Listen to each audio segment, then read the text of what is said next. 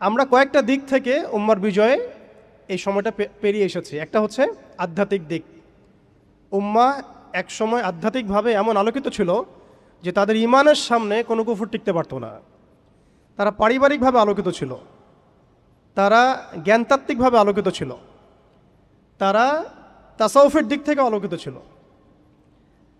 তারা অর্থনৈতিক দিক থেকে অনেক শক্তিশালী ছিল, সামরিক দিক থেকে তারা অনেক শক্তিশালী ছিল। জামাবদ্ধভাবে আমরা থাকতাম, কোনো বিভক্তি ছিল না। আমাদের মধ্যে আসসামু ওয়া তাআ ছিল, আমাদের মধ্যে আমির মামুর বায়াত এবং ইতাআত ছিল, আমাদের মধ্যে রাষ্ট্র ব্যবস্থা ছিল, খিলাফা স্টেট ছিল, শরিয়া আইন ছিল এবং শরিয়া বা ইমারা রাষ্ট্র ব্যবস্থা ছিল।